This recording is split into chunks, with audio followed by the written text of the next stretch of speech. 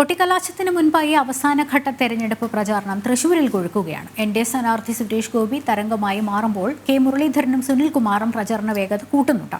തൃശൂർ ഇത്തവണ ആർക്കൊപ്പം എന്ന ചോദ്യത്തിന് ജനങ്ങളുടെ മറുപടി വികസനത്തിനൊപ്പം എന്നതാണ്. സുരേഷ് ഗോപിക്ക് ലഭിക്കുന്ന ജനപിന്തുണ എൻ.ഡി.എ നേതൃത്വത്തിന് വലിയ വിജയപ്രതീക്ഷയും നൽകുന്നുണ്ട്. വിവരങ്ങളുമായി തൃശൂരിൽ നിന്ന് മനോജ് ചേരുന്നുണ്ട്. മനോജ്, അവിടെ പ്രചാരണ രംഗം എങ്ങനെ വിലയിരുത്തുന്നു?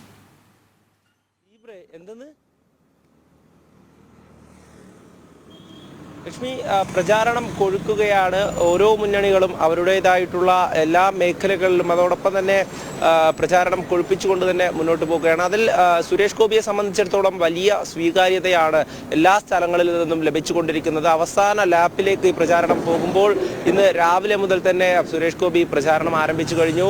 ആ പ്രചാരണം ആളൂർ, ഇരിങ്ങാലക്കുട മണ്ഡലങ്ങളിലും അതോടൊപ്പം തന്നെ മതിലകം ഭാഗത്തൊക്കെ തന്നെ ഇങ്ങനെ പുരോഗമിക്കുകയാണ്. ഇതിൽ തന്നെ സുനിൽകുമാറും LDF സ്ഥാനാർത്ഥി സുനിൽകുമാറും അതോടൊപ്പം UDF സ്ഥാനാർത്ഥി കെ മുരളീധരനും ഈ അവസാന ലാപ്പിലേക്ക് പോകുമ്പോൾ വേഗത കൂട്ടുകയാണ്. കാരണം സുരേഷ് ഗോപിയെ സംബന്ധിച്ചിടത്തോളം നേരത്തെ 2 തവണ മത്സരിച്ച് പരാജയപ്പെട്ടിട്ടും ജനങ്ങൾക്കിടയിൽ വലിയ ഒരു സ്വീകാര്യത ലഭിച്ചിരുന്നു. കാരണം അദ്ദേഹം ഒരു ജനപ്രതിനിധി എന്നുള്ള നിലയിൽ തന്നെ പ്രവർത്തിച്ച് ഈ വികസന കാഴ്ചപ്പാടോടുകൂടി കൃത്യമായിട്ടുള്ള ഒരു വികസന രേഖ മുന്നിൽ വെച്ചുകൊണ്ടുള്ള പ്രവർത്തനം തന്നെയായിരുന്നു. അതിൽ തന്നെ UDFന് ഏറ്റവും വിലങ്ങുതടിയായി നിന്നിട്ടുള്ളത് മുൻ MP പ്രതാപന്റെ പ്രവർത്തനങ്ങൾ തന്നെയായിരുന്നു. കാരണം വികസനം ഒട്ടും കൊണ്ടുവരുവാൻ വേണ്ടി സാധിച്ചില്ല എന്നുള്ള ഭൂരിപക്ഷ ജനങ്ങളുടെ അഭിപ്രായം അത് UDFനെ സംബന്ധിച്ചിടത്തോളം ഒരു വിലങ്ങുതടിയായി നിൽക്കുകയാണ്. അതോടൊപ്പം തന്നെ LDFനെ സംബന്ധിച്ചിടത്തോളം തൃശ്ശൂർ പൂരമൊക്കെ നടന്ന സമയമാണ് വലിയ തരത്തിലുള്ള ഒരു പ്രതിസന്ധി ഉണ്ടായി. ഇതിലൊക്കെ തന്നെ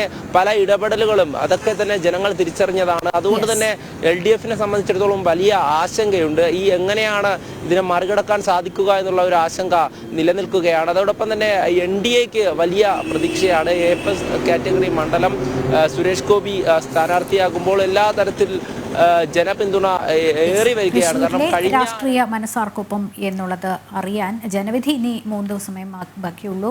രാഷ്ട്രീയ മനസ്സ് തങ്ങൾക്കൊപ്പമാക്കാനുള്ള നെട്ടോട്ടത്തിലാണ് മുന്നണികൾ. മനോജാണ് വിവരങ്ങൾ നൽകിക്കൊണ്ടിരുന്നത്.